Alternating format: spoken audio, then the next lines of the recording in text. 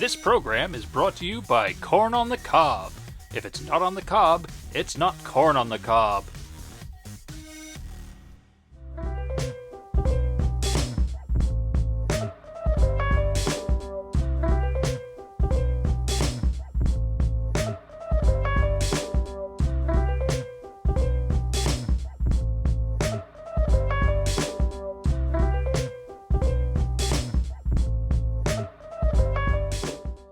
G'day and welcome to the Retro Tinker. My name is Nate, aka the Retro Tinker. Today we're going to be taking a look at this. Well, to be quite honest, I don't actually know what this is. He kind of looks like he might be some sort of knockoff of the Power Rangers baddie King Spinks. Whatever he is, when I saw him on eBay for a couple of bucks, I thought he'd make a cool project and a nice addition to my other cheap knockoff toys. I really wasn't expecting a kid's toy to be showing off quite so much butt cheek, but since he seems so proud of his glutes, I'm going to name him Gluteankhamun.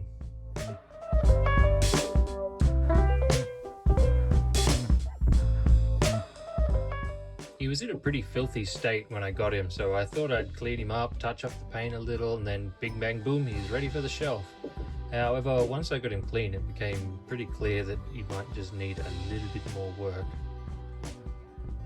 As you can see, a lot of the paint is worn off.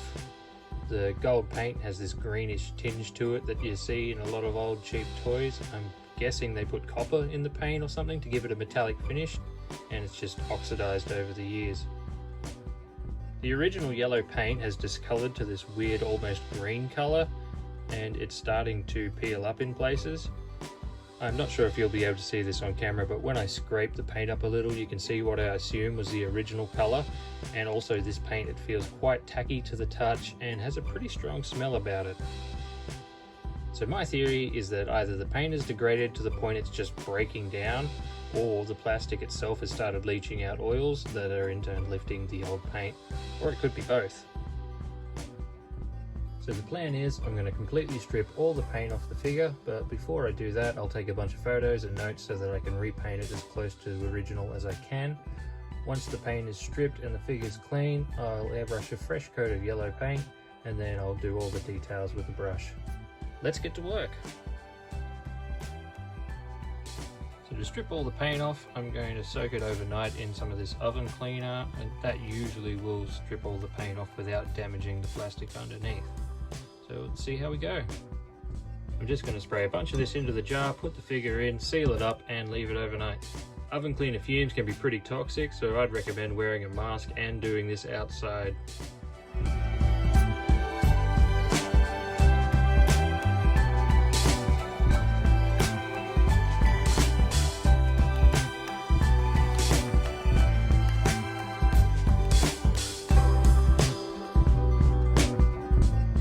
So I've left it overnight and you can see the paint is coming off quite easily now. So other oven cleaners might work a bit better and actually lift the paint off a bit more, but this isn't too bad. So I guess now all I got to do is see just how much I can scrape off.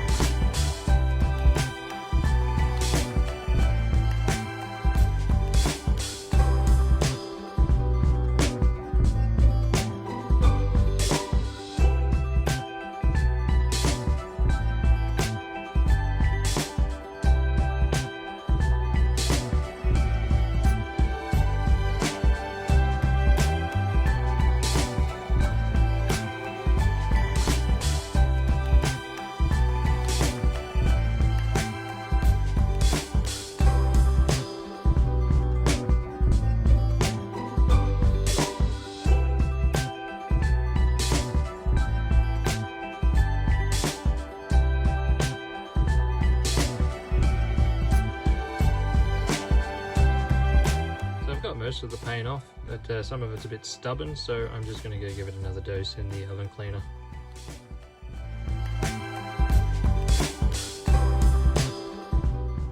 we're starting to get there.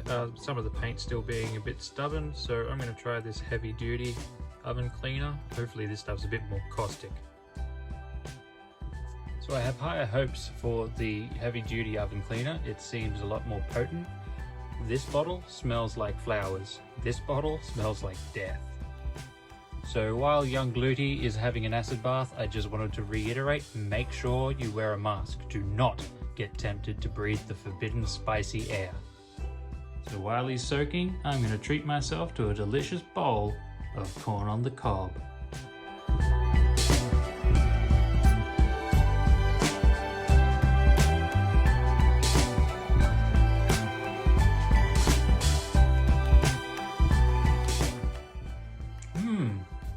Yeah, that's really good.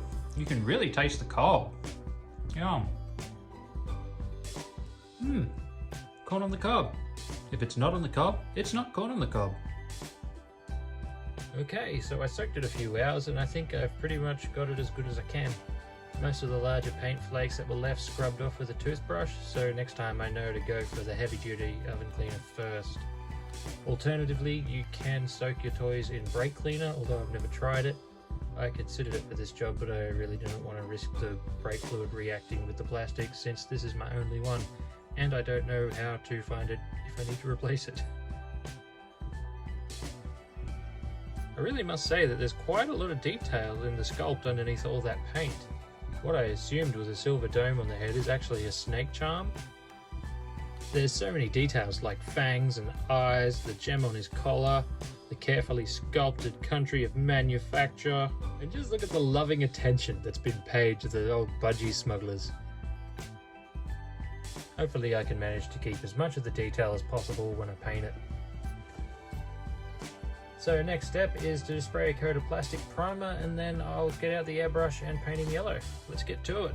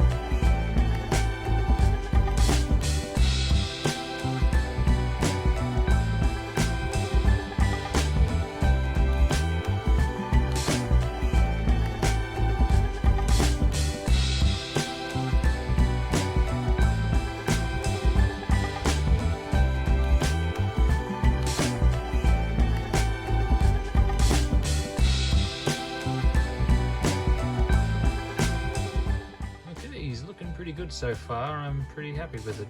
Once the paint's fully dry, I can paint all the extra details. But first, I thought we might take a minute to educate ourselves a little on the legend of Gluteankhamun.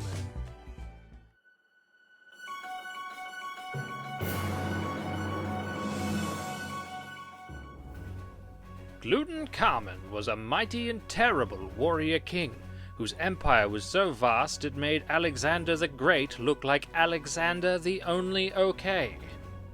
No nation was safe from his reach. His prowess in battle was unmatched. His elite soldiers, the Gluteus Horde, were undefeated. Their secret? Squats. The Gluteus Horde were known for squatting, even as they marched to battle. Their legs and glutes were so powerful the warriors could leap over the front lines, wreaking devastation among their enemy. Ancient legends state that Gluteankhamun himself led the charge into every skirmish, wielding his spear and the legendary shield of blinding booty, which is said to have been polished to such a degree it was like staring into the sun itself, and that Gluteankhamun would blind his enemies as he charged headlong into the fray. It would seem that Gluteankhamun was invincible, unstoppable, and yet here we stand today with only legends and stories of his once mighty empire. So what happened? Some legends say that his glutes became so powerful that Gluteankhamun jumped all the way to the heavens and became one with the gods. Some say he overdosed on anabolic steroids and his glutes became so large his heart exploded from trying to pump enough blood to the area. Some say he grew lazy and arrogant and his followers rebelled after discovering their god king had stopped squatting years ago and gotten butt implants. We may never know exactly what happened, but we do know that the world will never see another posterior quite so magnificent of that of Gluteankhamun.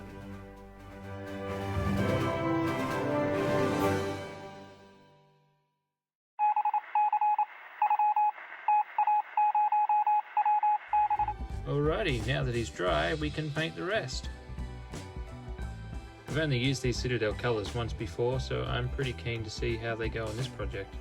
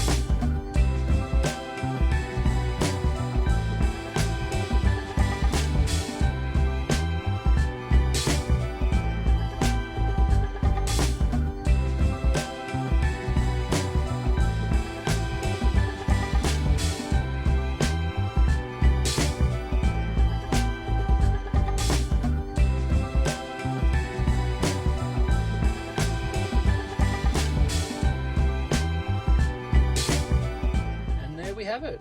I didn't film painting the finer details since it was a bit tricky trying to look around the camera. I don't have the steadiest hands in the world, but all in all I think he came up great. Turns out I really liked working with the Citadel paints. So far for most of my projects I've made do with cheap stuff, so it was kind of nice using something a bit higher quality. Although the gold paint looked a lot golder on the bottom, but it turned out to be a lot more bronze, but I kind of like it this way.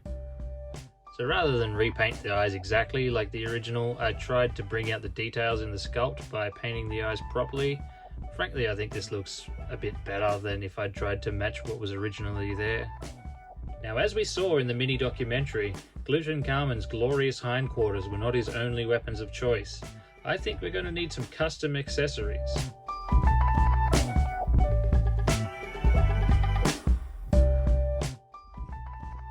This Lego shield looks just the right size for the shield of blinding booty. I'm going to press it into some Sculpey to make a quick mold, then pour in some resin to give us a good starting point.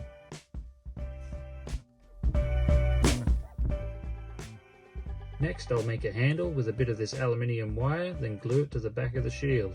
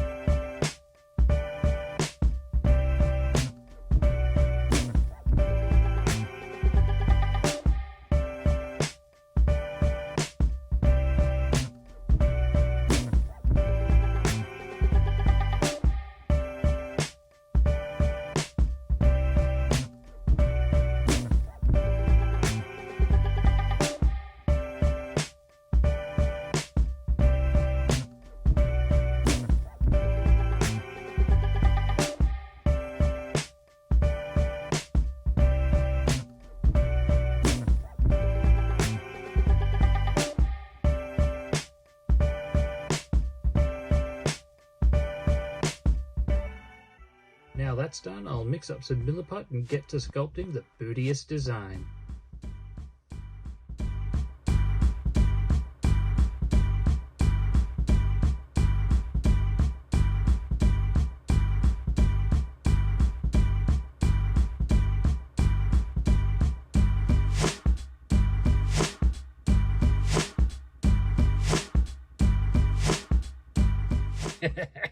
That's gonna be one cheeky shield. While the shield's curing, let's get to work on the spear. For the haft of the spear, I'm going to use this piece of stainless rod to make the spear tip. I'm going to use this bit of plastic tube from an old cotton tip, some styrene sheet as well, and then put some milliput over the top.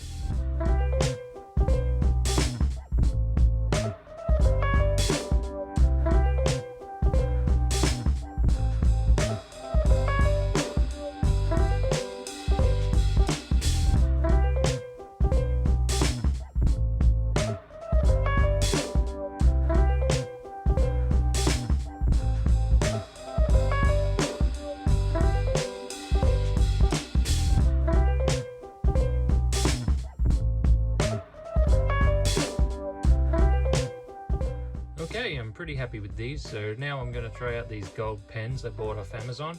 I haven't used them before, so I'm pretty keen to see how they turn out. I'm not going to paint the haft of the spear or the handle of the shield, that way I don't have to worry about the paint rubbing off.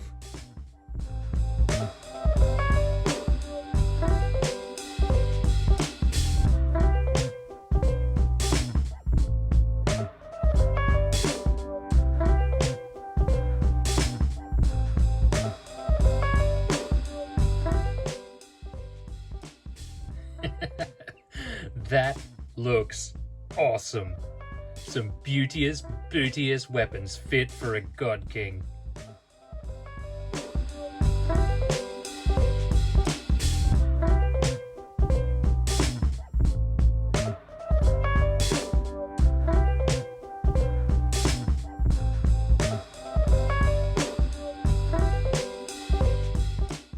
This ended up a really fun project.